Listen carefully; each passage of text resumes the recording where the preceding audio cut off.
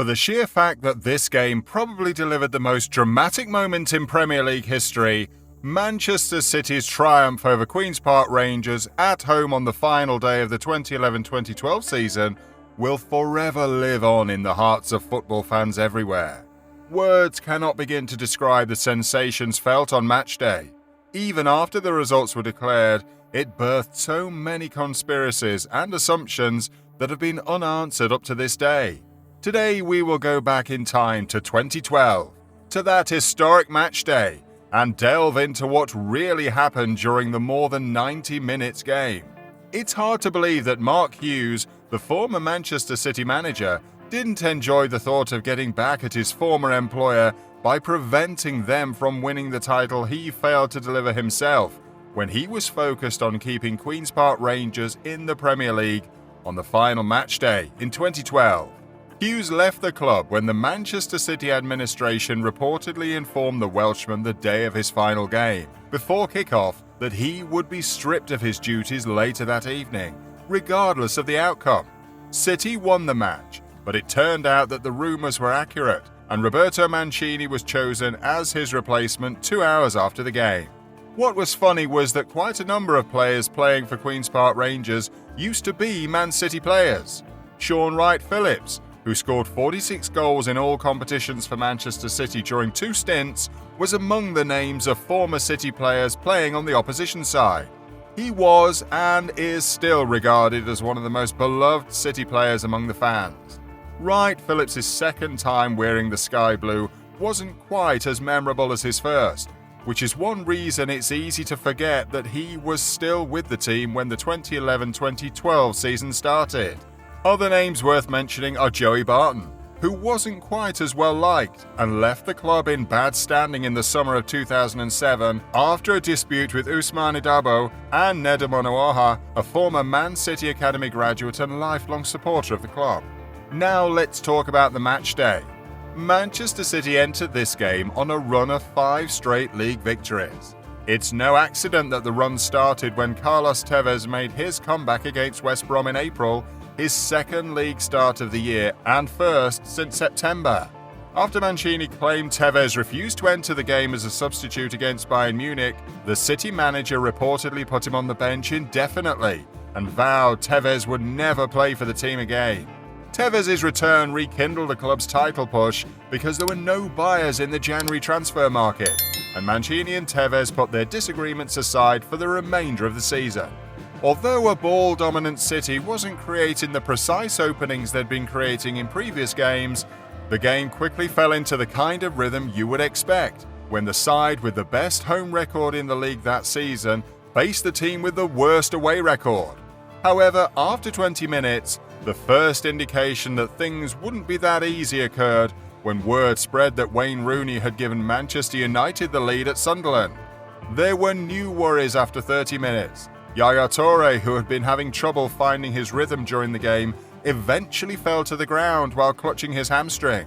With goals in the semi-final and final of the FA Cup the year before, as well as a brace on the penultimate matchday against Newcastle a week before this game, Toure had already established himself at City as the go-to figure.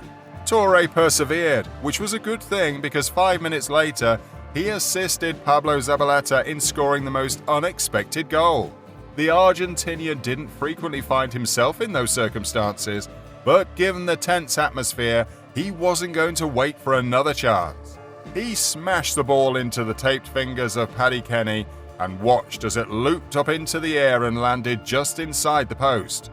As the half-time whistle sounded, the job didn't even come close to being completed. Now it was up to QPR to devise a plan of action. At the half-time, Bolton Wanderers led away to Stoke City, placing QPR in 18th place and ensuring their return to the Championship. With QPR's second shot of the game, Djibril Cissé scored 2 minutes and 33 seconds into the second half. Wright-Phillips, of all people, floated the ball upward.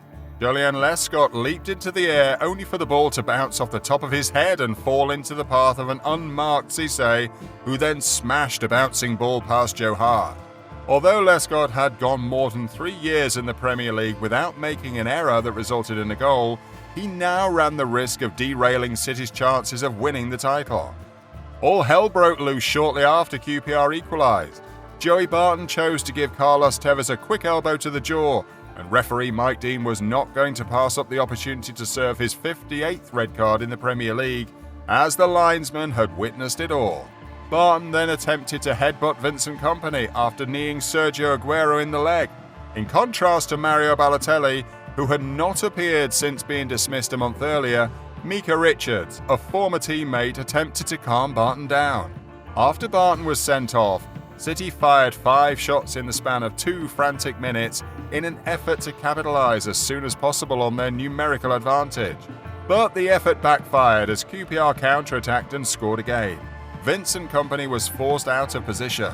Armand Traore found Jamie Mackie on the far post, and now the visitors from London were 2-1 up. At this point, the title dream was about to slip through Man City's fingers. Edin Dzeko and Mario Balotelli joined the battle as City adopted an all-or-nothing strategy. The desperation of City became increasingly clear over the next 20 minutes, with each attack being as chaotic as the one before it. Since QPR were secure in their current situation thanks to Stoke's draw with Bolton, there was minimal desire to attack City. Therefore, Joe Hart was forced to play the sweeper role in the last 10 minutes so City could keep as many players forward as possible. There was a call for an additional 5 minutes, and Manchester City were attacking for the sake of attacking, which was clearly not going to be enough unless Mancini used his power to make something happen. Since Zabaleta's goal at the 39-minute mark, City had already taken 33 shots without success. After 90 minutes and 58 seconds, Zabaleta kicked the ball into Tayo Tewa, resulting in Manchester City's 19th corner of the game. Since no club had ever won a Premier League game while trailing entering stoppage time, there really wasn't any reason to think this was achievable.